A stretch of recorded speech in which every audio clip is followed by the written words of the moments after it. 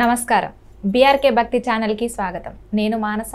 ఈరోజు మనతో పాటు ఉన్నారు ప్రముఖ ఆధ్యాత్మికవేత్త, జ్యోతిష పండితులు బ్రహ్మశ్రీ దేవులపల్లి బాలచంద్ర శర్మ గురువుగారు ఉన్నారు. గురువుగారిని అడిగి విశ్వవసునామ సంవత్సరంలో 12 రాశుల వారికి ఎలా ఉండబోతుంది, వాళ్ళు ఎలాంటి పరిహారాలు చేసుకోవాలో గురువుగారిని అడిగి తెలుసుకుందాం.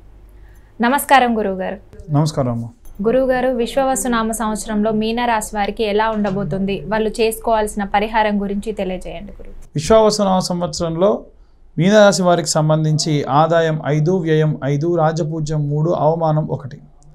ఈ నూతన సంవత్సరంలో మీనరాశి వారికి 7.5 రెండవ దశ ప్రారంభమైంది. ఇంతకు ముందే చెప్పానమ్మా, 30 నెలలు ఉంటుంది మొత్తం అంతా కూడా. మొదటి 10 నెలలు పూర్తయి రెండవ 10 నెలలు ప్రారంభమైంది. ఈ సమయంలో కొంత కష్టం విపరీతంగా ఉంటుంది. మరోవైపు రాహు సంచారం అనేటువంటిది ఈ యొక్క మీనరాశిని విడిచిపెట్టి తిరోగమనం ప్రారంభమైన సందర్భంలో కాస్త కొన్ని సమస్యలు ఉన్నప్పటికీ ఉపశమనం లభిస్తుంది. మరోవైపు మే 14వ తారీఖు తర్వాత నుంచి చూసుకున్నట్టయితే గురుగ్రహం యొక్క ప్రభావం వలన 4వ స్థానంలో సంచరించడం వలన, తర్వాతకి అక్టోబర్ 18వ తేదీన గురువు 5వ స్థానంలో సంచారం చేయడం వలన అక్టోబర్ మాసం నుంచి డిసెంబర్ మాసం వరకు 5వ స్థానంలో సంచరించడం వలన చాలా ప్రయోజనకరమైనటువంటి విషయాలు జరిగే అవకాశం ఉంది. ఏవైనా సరే భూమి అమ్మాలన్నా, ఇల్లు అమ్మాలన్నా ఖచ్చితంగా అమ్మగలరు. మొదటి దశలో శారీరక బాధ, రెండవ దశలో బంగారం కానీ, వస్తువులు కానీ, భూమి కానీ, ఇల్లు కానీ అమ్మడము లేదా కొనడము. అంటే పాత ఇల్లు అమ్మేసి కొత్తగా ఇంకేదైనా చిన్నగా ఇంకొక ఇల్లు కొనుక్కోవడము, ఏవైనా సరే ఉన్న వ్యాపారాలన్నీ కూడా మూసివేయడము, ఇలాంటివి జరుగుతూ ఉంటాయి. ఇలా మీనరాశి వారి కెరీర్కి పరమైనటువంటి సందర్భంలో మిశ్రమ ఫలితాలు గోచరిస్తూ ఉన్నాయి. ఉద్యోగం మారే అవకాశం ఉంది. మారిన తర్వాతకు సానుకూలంగా ఉంటుందనుకుంటే ఇబ్బంది పెట్టే వాళ్ళు ఉంటారు. ఓపిక ఎక్కువగా ఉండాలి. పెద్ద వరద వస్తున్నప్పుడు మనం ఆ వరదలో ఉరకకూడదు. ఏం చేయాలి? కాస్త స్టడీగా ఒక చోట సెక్యూర్డ్గా ఉండాలి. అలాంటి పరిస్థితి వీళ్ళకు ఉంది. ఈవెంట్ మేనేజ్మెంట్లు కానీ, టెక్నికల్ రంగాలు కానీ, ఏవైనా ఫోటోగ్రఫీ పరిశ్రమలో ఉన్నవారు కానీ, లేదా మీడియా ఫీల్డ్లో ఉన్నవారు కానీ, ఉద్యోగస్తులు ఎవరైతే ఉన్నారో చాలా జాగ్రత్తగా ఉండాలి. వీరికి విదేశీయానం కూడా ఉంది. గతంలో చెప్పుకున్న విధంగా పిల్లలకు సంబంధించి ఏదైనా విషయంలో విదేశీయానం చేసే అవకాశం ఉంది. మీనరాశి వారికి సంబంధించి ఆర్థిక పరంగా నూతన సంవత్సరంలో సానుకూల పరిస్థితులు ఉన్నాయి. ఎందుకంటే శుక్రుడు లగ్నస్థానంలో ఉంటాడు. అంతేకాకుండా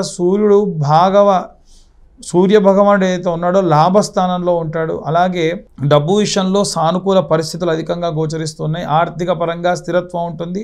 ఈ సమయంలో వీరు చాలా డబ్బుని ఆదా చేసే అవకాశం కూడా ఉంది. ఆరోగ్యపరమైనటువంటి విషయంలో మీనరాశి వారికి సంబంధించి నూతన సంవత్సరంలో ఏప్రిల్ నుంచి నవంబర్ వరకు వ్యాపార పరంగా అనుకూలంగా ఉంటుంది. ఈ కాలంలో వీరు పురోగతిని సాధిస్తారు. ఎందుకంటే మార్చి 29న షష్టగ్రహ కూటమి పూర్తయిన తర్వాతకి శని 7.5 అనేటువంటిది, అంటే 7.5 సంవత్సరాల ఉన్న దాంట్లో 2.5 సంవత్సరాలు ఇప్పుడు నడుస్తున్న దాంట్లో మధ్యస్థంగా ఉంది. ఆ సమయంలో ఈ యొక్క 2వ దశ ముగుస్తుంది. అలాగే శని దృష్టి 7వ స్థానం నుంచి రాహు లగ్నస్థానంలో ఉన్న క్రమంలో కొనసాగుతూ ఉండగా కొన్ని గొడవలు జరిగే అవకాశం ఉంది. కుటుంబ సభ్యులతోని విపరీతమైనటువంటి వాగ్వివాదానికి గురయ్యే అవకాశం ఉంటుంది. నూతన సంవత్సరంలో విద్యాపరమైనటువంటి సందర్భంగా పిల్లలకు సంబంధించి చాలా అద్భుతమైనటువంటి విషయాలు ప్రథమార్థంలో ఉంటుంది, ద్వితీయార్థంలో మధ్యస్థంగా ఉంటుంది. ఆఖరణ మళ్ళీ కొన్ని విజయాలు సాధిస్తారు.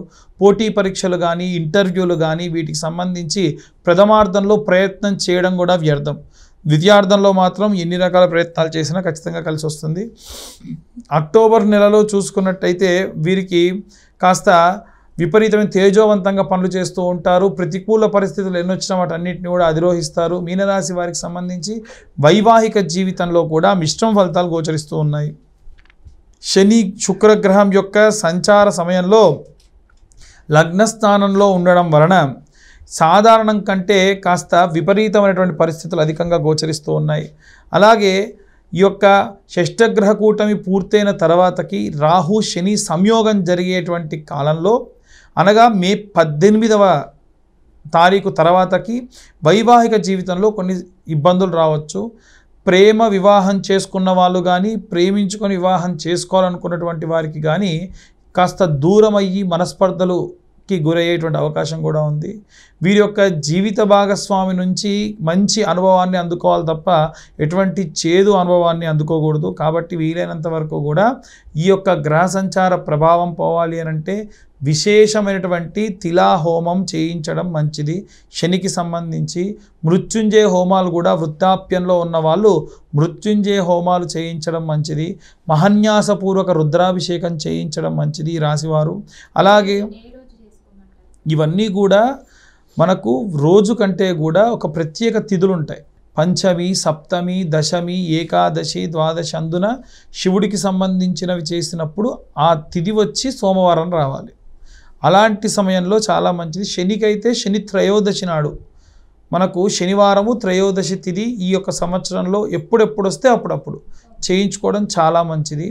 ముఖ్యంగా బాగా చదువు పరంగా వెనకబడుతున్నారు అన్నటువంటి వాళ్ళు ఎవరైతే ఉన్నారో పిల్లలకు సంబంధించి కాస్త డబ్బు ఖర్చు పెట్టుకోదగినటువంటి వాళ్ళు ఎవరైనా ఉంటే బ్లైండ్ స్కూల్స్లో ఉండేటువంటి పిల్లలకు లేదా బ్లైండ్గా ఉండేటువంటి వ్యక్తులకు పెన్ డ్రైవ్స్ దానం చేయండి. ఎందుకంటే చదువుకున్న విద్యను వాళ్ళు స్టోర్ చేసుకోవాలి.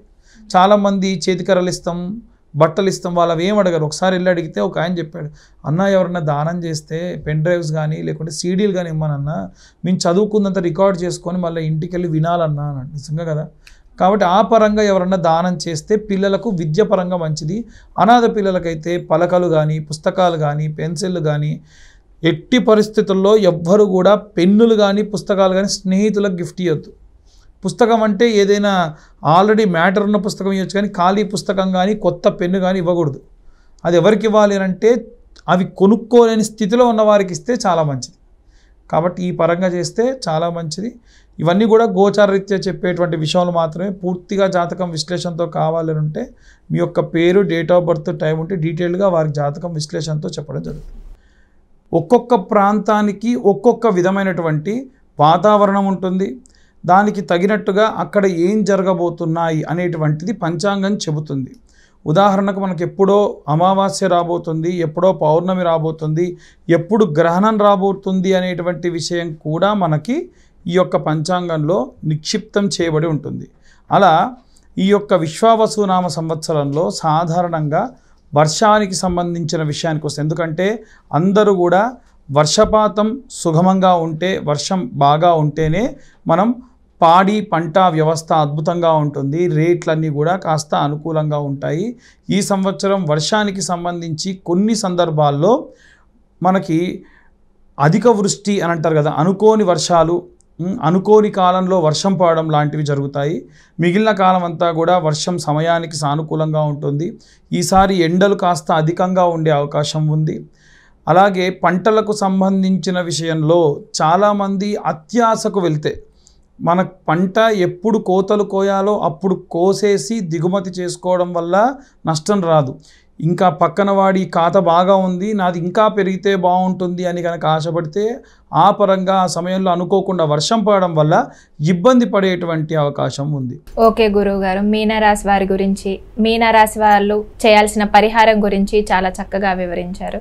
ధన్యవాదాలు. ధన్యవాదాలు.